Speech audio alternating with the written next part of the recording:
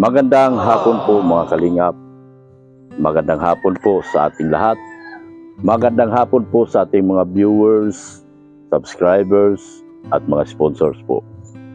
Magandang hapon din po mga kalingap sa ating mga butihing OFW na patuloy pong nanonood at hindi po nag-skip sa kanila mga ads. Ganon din po yung ating mga butihing silent viewers. Magandang hapon po. Mga kalingap, sa hapon pong ito ay nandito naman tayo sa lugar ni Biancy po, sa may masalong-salong po tayo. At meron po tayong kakausapin po at meron tayong panibagong vlog na ihahain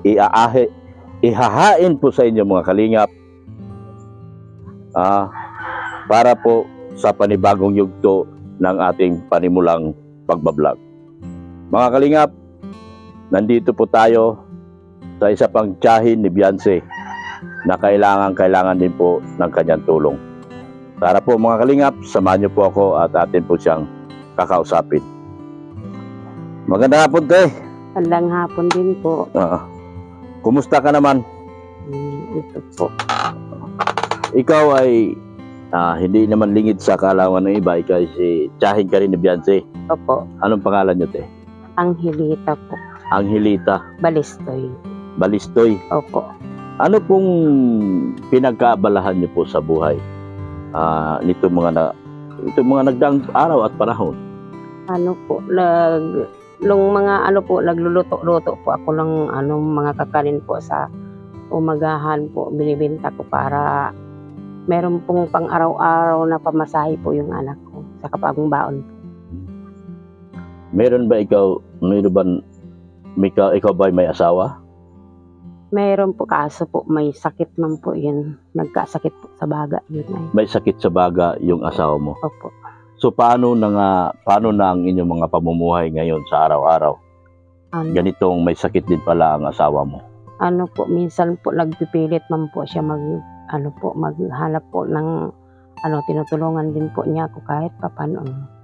Para po makaraos po yung kasi ayaw po nang mag-a-absent ang anak ko. Ikaw ay mayroong ilang anak, te? 2 po yan. 2 ang anak mo. Opo. At sila ba lahat ay dalaga pa at binata? Opo. Sila ay wala pa mga binata at dalaga pa? Opo. Ang iyong mga anak ba, ano nga pangalan mo, te? Angelita po. Angelita.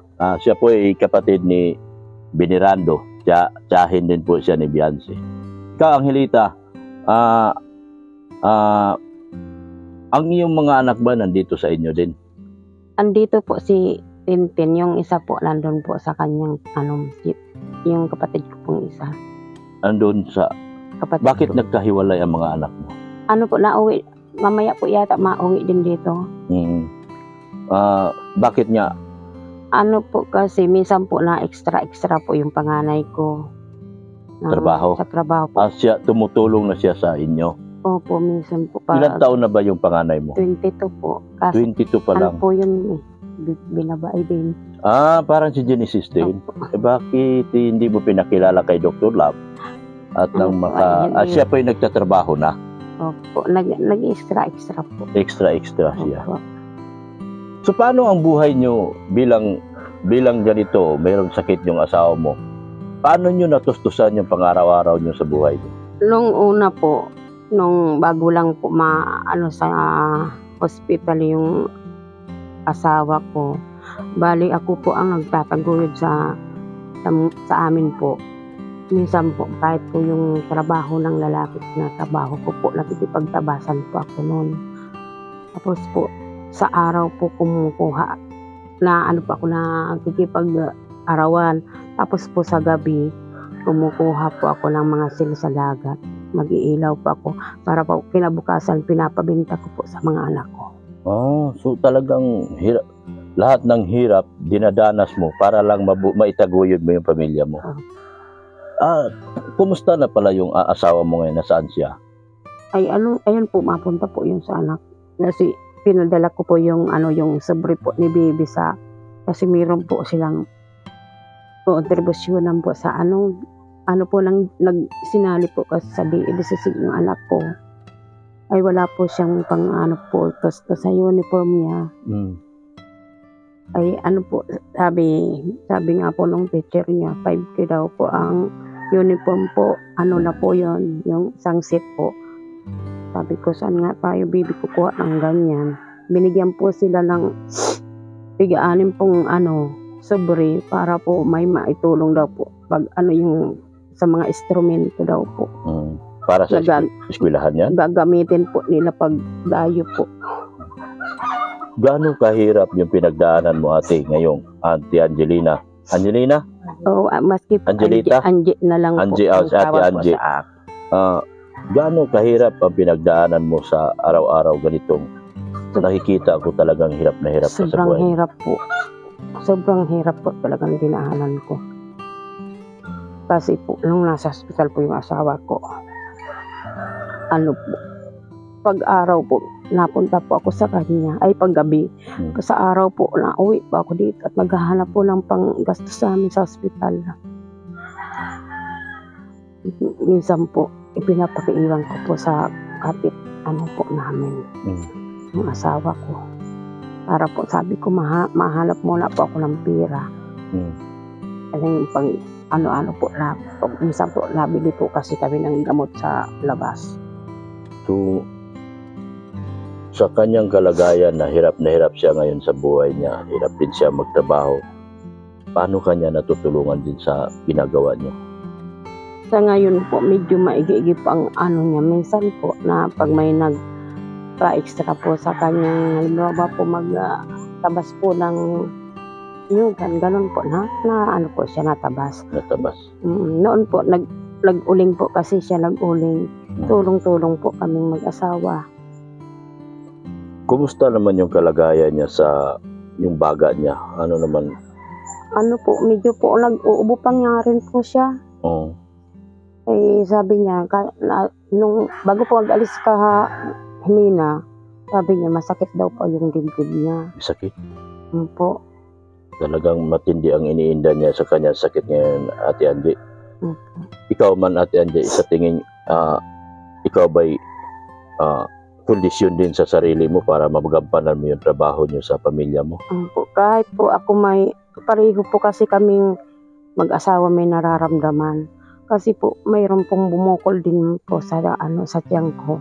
Minsan pala sasalat ko na. Merong? Po ako magpa-check up. Ang problema nga lang po, wala pong po akong ultrasound. Wala naman po akong pampa-ultrasound. Wala ka rin sa kabila ng halos suluhin mo ng trabaho dito sa pamilya mo, ikaw din para may dinaramdam? Opo. Ano yung anong sakit yan na sinasabi mo na? Hindi ko nga po kasi hindi pa po niya hindi pa po na ultrasound, kaya di pa po nila alam kung ano po ito. Anong meron sa? Opo. Ano yun, may bukol ka dito? Ganito na po yung kalaki. Saan? Dito po. Po. Ito po sa ganito ko po. So, bukod sa hirap na yung asawa mo, pati din pala ikaw, hirap na rin pala ngayon, meron kang naramdaman sa sarili mo. Opo. Gaano katagal na po? Na po, simula pong anak ko yung bunso ko, nasalat ko na po ito. Nung una po, kala ko lang po kung ano lang yun, maliit pa. Nung mga siguro po ay nag-grade 1 na yung bunso ko, na ko na pong lumalaki na. Ibig sabihin, ilang taon na ba ngayon yung bunso mo? 15 na po. 15, matagal na rin po ito. Tapos, lumalaki na siya. Opo. Masakit, ano naramdaman mo? Makirot? Nakirot po, pag ako buhat ng mabigat, nakirot po yan. Yun nga, kasi nung nagdaing ka sa akin, nung nag-usap tayo, pinarating ko rin kay Dr. Love. So, hindi pa talaga yan na ultrasound. Hindi pa po. Hindi pa natin alam kung anong klaseng bukol yan. Opo. Hindi kaya mayoma yan? Hindi ko po alam nga kasi po siya, matigas siya. Pag ginanon ko po, matigas po siya, gumugulong-gulong. Maganda kasi dyan kung ma-ultrasound para malaman. Opo. Oo. Para maganda nga kung ma-ultrasound para malaman natin. Kasi mahirap po pag patagalin pa yan. Gawa ng baka magiging cancer. 'Di ba? Kasi dalawa kasing klase yung bukol. May natutunaw, mayroong hindi. Katulad ko nga, 'di ba? Na-opera ako doon sa Manila kasi may bukol din yung abdo ko. Sabi kasi ng surgeon ko na kung maaari, huwag patagalin kasi magiging cancer. So sana po may mabubuting mga sponsor po ngayon na manood dito sa video na ito ni Dr. Love. Sana po ako po'y kumakatok sa inyong mga puso kasi kawawa din po itong tiyahin ni Beyonce. Dito po dati nakatira si Genesis sa kanya nung wala pa pong bahay. Kaya naawa po ako kasi yun nga po, mahirap po patagalin yung bukol, baka magiging cancer. Kaya sana po meron pong maawa kay Angie na magbigay po ng pang-ultrasound po para malaman po kung ano ba talaga yung bukol sa kanyang tiyan kasi matagal na daw po. Ano yung pakiramdam mo, sa tuwing kumikirot o masakit yung iyong ano? Ano po, na pag halimbawa po may ginagawa ako, halimbawa po naglalaba po ako, ano po, napigil muna po ako sa pag nararamdaman ko kung kumikirot. Tapos hanap ako ng mga herbal, nainom po ako ng herbal. Herbal na lang ang pinagkakasya mo ngayon? Opo. Ginagamit mo sa panggamot mo sa sarili mo? Opo. Hindi mo pa nasubukan pumunta sa kahit sa doktor man lang? Bakit hindi mo nasubukan pumunta sa doktor? Ano po, pera po ang problema nga po. Pera lang. So, mahirap ba talaga ang kalagayan ngayon sa ganito sitwasyon mo? Opo.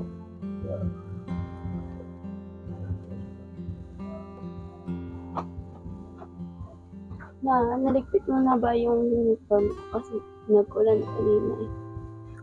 Oo, nandun na sa loob. Uy, siya ba yung sinasabi mong anak mo? Opo. Ah, so ikaw ay pinsan ni Beyonce? Opo. Oo. Kumusta ka naman? Medyo ayos naman po. Alam mo ba kung alam mo matagal na si Beyonce binablog, matagal na akong papunta-punta rito pero hindi pa kita nakikita, ngayon na kita nakikita. Hindi po kasi ako, palagi po kasi ako naandito pag minsan po palagi pong napasok, pag uwi po dito lang din. Hindi po gaano naglalabas eh. Saan ka nag-aaral? Sa Pablo po. Sa Pablo? Opo. Hindi ka sa masalong-salong? Sa ano po, matuog-tuog po yan. Matugtog ka. Meron ka palang anak na maganda, te. Meron pa palang pinsan na maganda si Beyonce na nakatago. Bakit hindi ka nagpupunta kay Beyonce sa tuwing kahit na itong, alam mo na bang sikat na si Beyonce? Opo, pero hindi po ako napunta din kasi po mahihain po. Mahihain ka? Nakakahiya po. Bakit anong dahilan at kinakahiya mo? Anong dahilan na nahihiya ka? Wala po kasi po sobrang naaangat na po siya. Tapos kami po Naangat nahihiya. na si Beyonce? Opo. Hmm. Nakakaya din po mapunta dun eh. Nahiya ka kay Beyonce? Ano pangalan mo? Christine po. Christine. Ilan taon ka na, Christine? 15 po. 15 years old. Mga kalingap, meron palang magandang pinsan si Beyonce na nakatago. At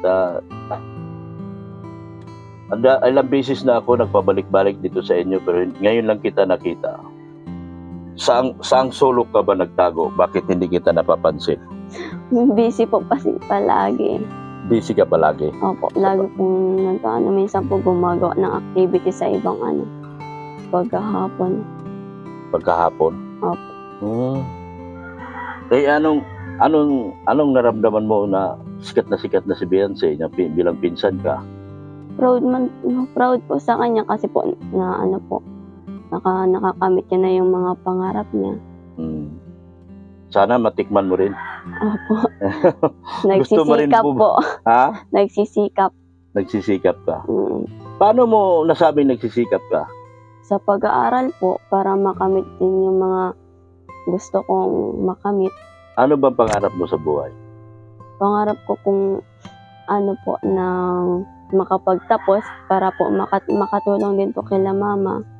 Kasi Bakit? Bakit hirap na po kami. Kasi gusto ko po matulungan sila. Sa pagpapagamot po.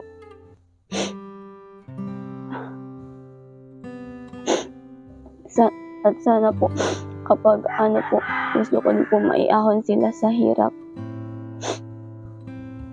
Yun lang po.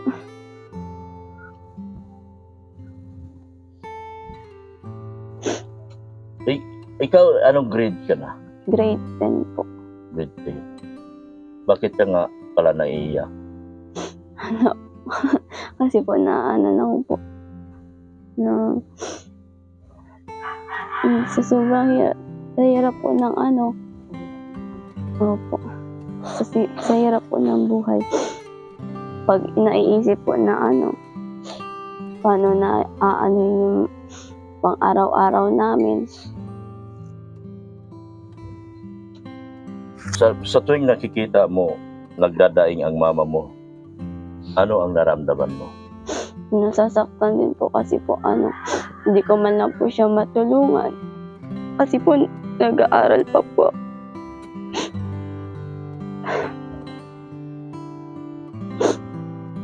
Wala man po ako may tutulong kasi po hindi pa man po ako nakakapagtrabaho. Maliliit pa lang po na bagay ang maitutulong ko sa kanya.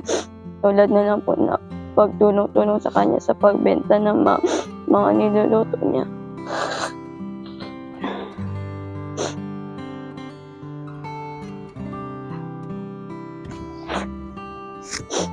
Ikaw ba'y nakasubok na namasukan ng trabaho? Hindi pa po, pero nung ano po na nag-aano po kami nung nag-aano po ng pawid para po may pandagdag po pamasahe. Sa tuwing summer, anong ginagawa mo? Pag ano po, minsan po nandun po ako sa tita ko para po makapag-ipon-ipon din po doon. Kasi po minsan po nasama ako sa kanya pag nag-home service.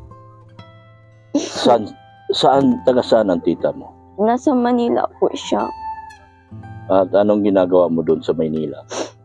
Ano po, nagbabakasyon po, tapos din nagtutulong din po kay tita na mag-home service po. Tapos pagkatapos nun, binibigyan niya po ako ng ng pera po. Para makatulong sa iyong pag-aaral. Iyo po. Kunwari, ganito, ang tuwing summer, pag may pagkakataon ka, ikaw ay pumapasok din nagtatrabaho. So, tumutulong ka dun sa tita mo. Kaninong tita yon? Sa akin po, kapatid po ng papa ko. Kapatid ng papa mo. Sa side ng mama mo, sa side ng papa mo. Opo. So, doon ka humihingi ng tulong para lang makapag-aral ka. Kasi, kasi ang mama mo, walang-wala din. At wala din siya may tulong sa iyo. Paano maging paano ang dinanas mo sa buhay? Paano mo tinitignan ang mama mo sa tuwing nagdaramdam siya at nagdadaing siya sa kanyang sakit? Nalulungkot po ako pag sa tuwing nakikita po siya kasi wala man po akong may tutulong sa kanya.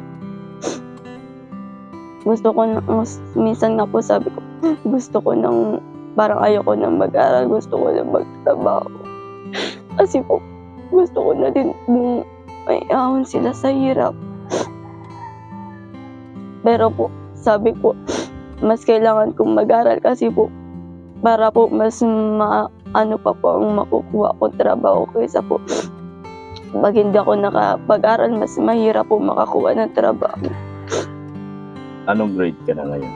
Grade 10. Grade 10. 15 years old ka na. Opo. Anong anong mensahe mo masabi mo sa nangyari na sa gandang buhay na nakukuha ni Biancy ngayon?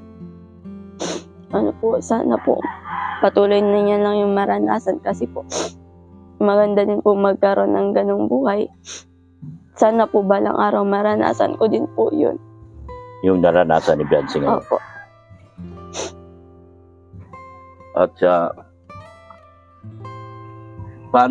paano ang pagpasok mo sa araw-araw sa school? Ano po,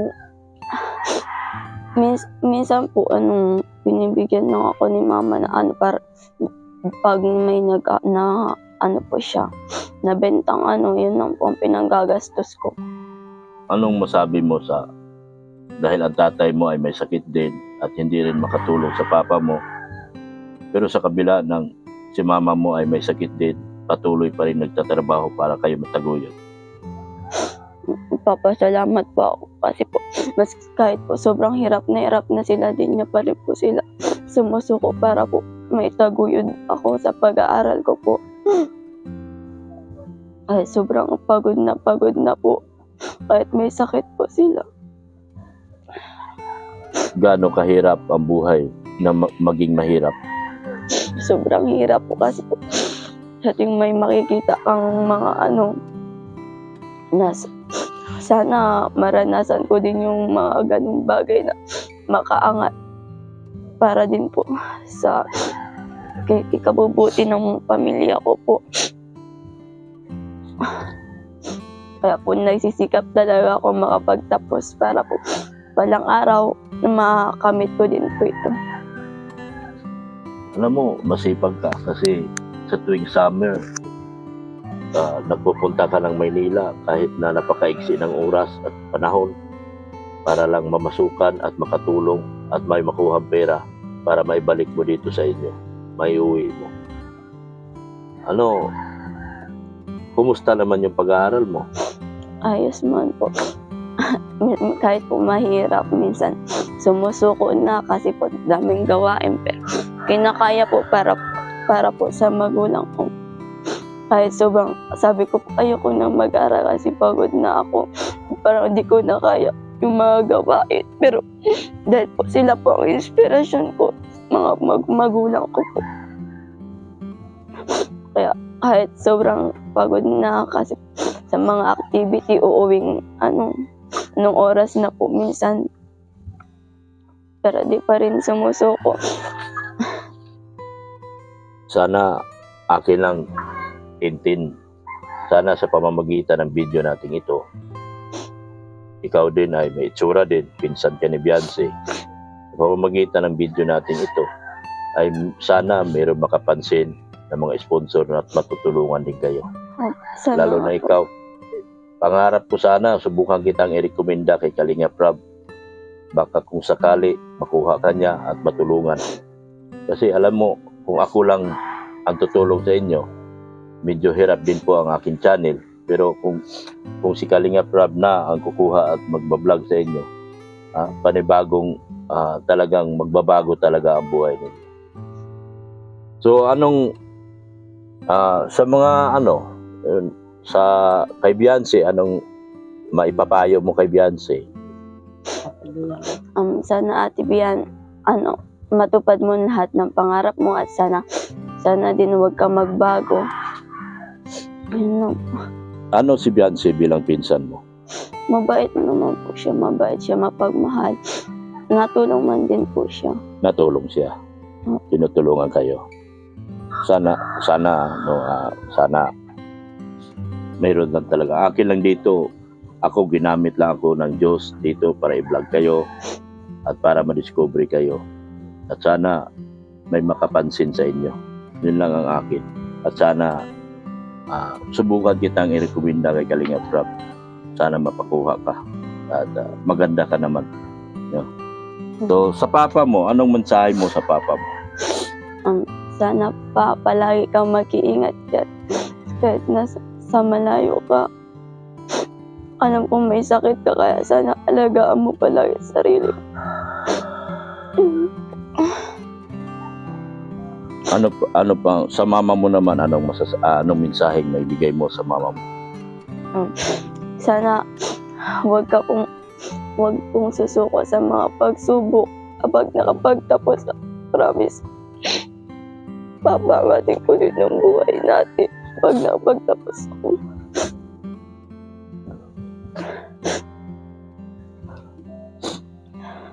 Naiyak na rin ako kanina pa. Sa totoo lang. Ate Angie at Tintin, ito ang una nating vlog.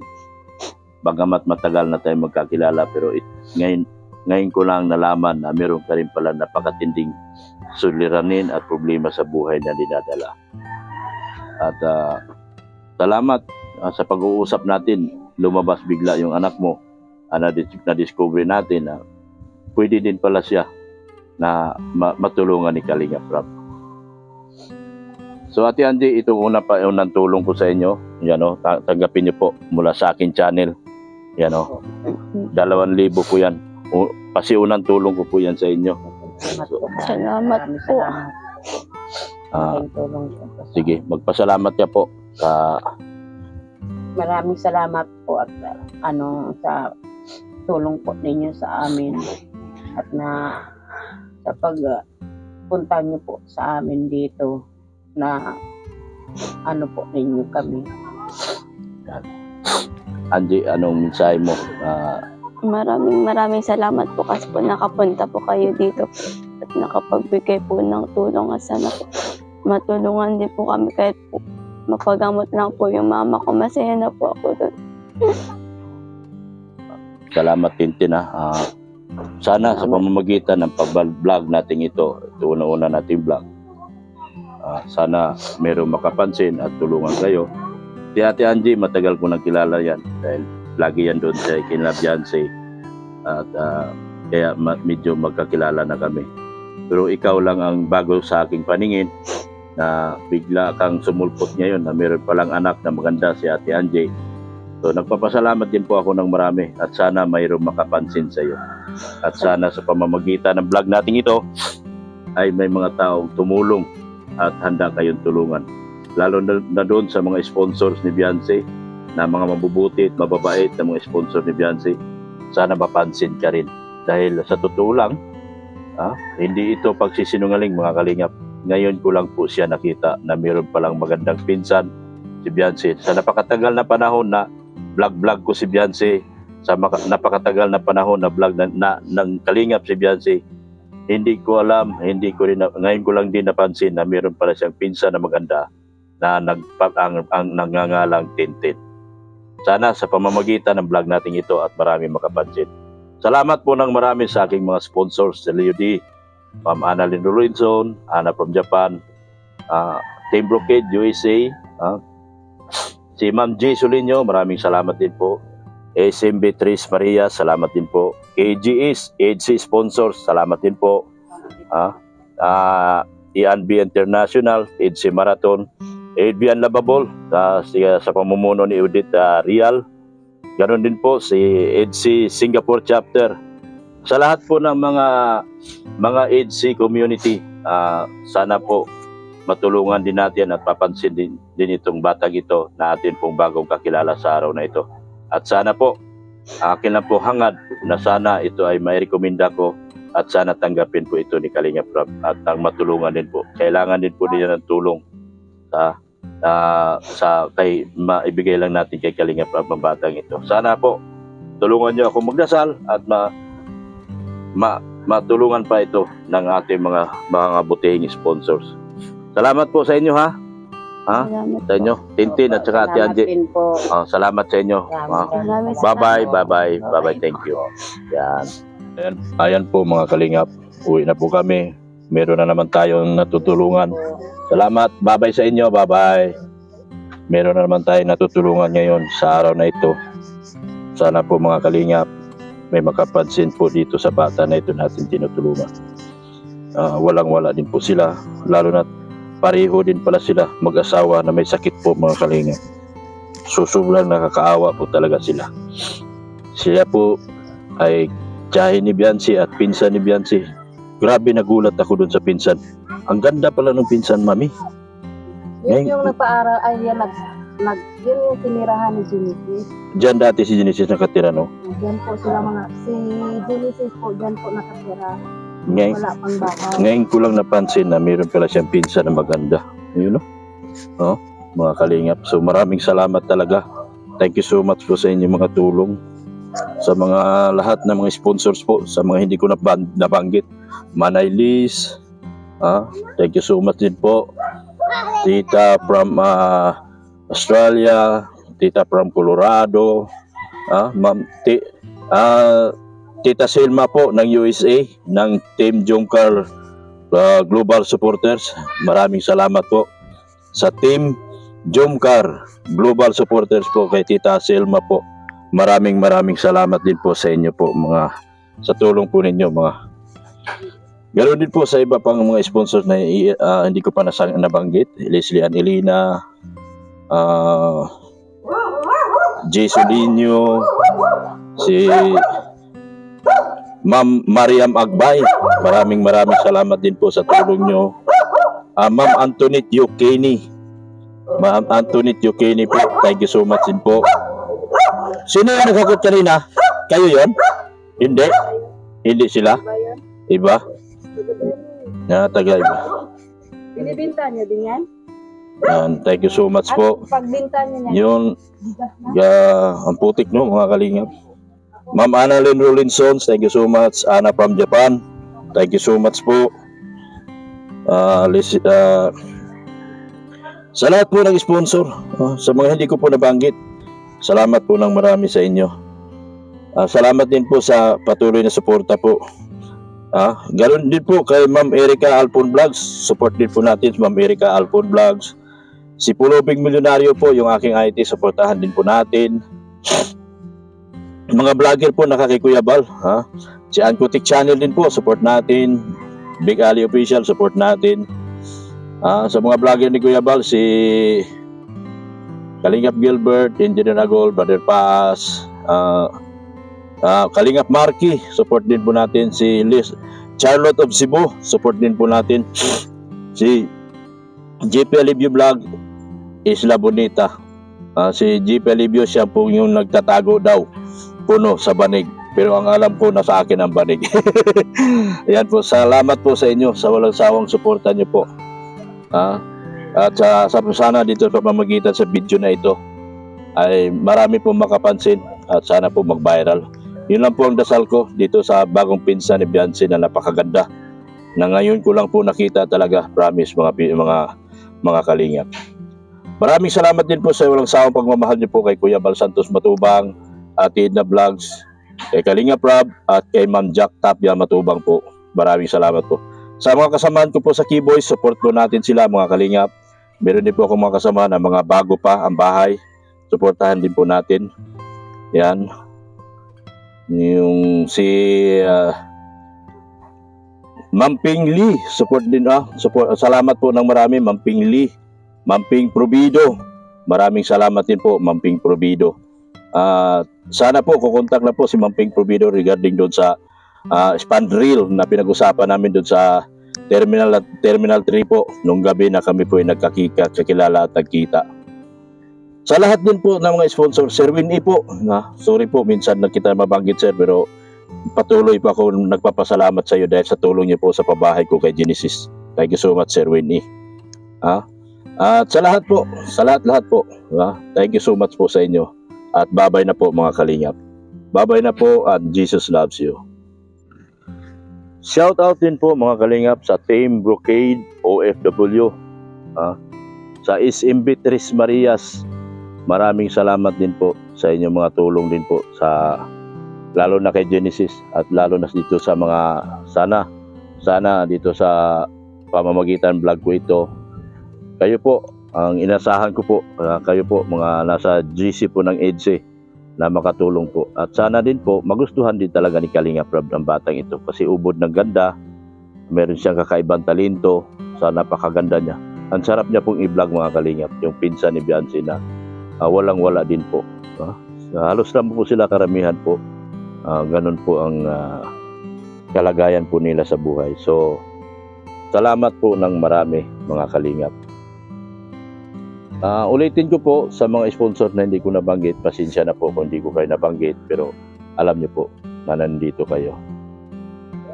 HC sponsors pala. Oh. Kay Ma'am Jima, Bril, Amori, Josie Vlog, Kiana, Ariana. Ayan, thank you so much po. KGs, thank you so much po. ENB International, HC Singapore, Size 11, kung ano man, lahat. HC Community, lahat na lang, pagkalahatan. HC Community po, maraming salamat sa inyo, lahat po. Team Brocade, OFW, at SMB Tres Marias. At ganoon din po kay Ma'am G. Solinio. Maraming salamat po doon sa napakagandang relo na ibinigay niyo po kay Dr. Love. Japan Watch po yun at alam ko napakamahal po nun. Maraming salamat po sa inyong lahat. Thank you so much po. Bye-bye na po mga kaliyang. Bye-bye! Bye-bye! Bye-bye!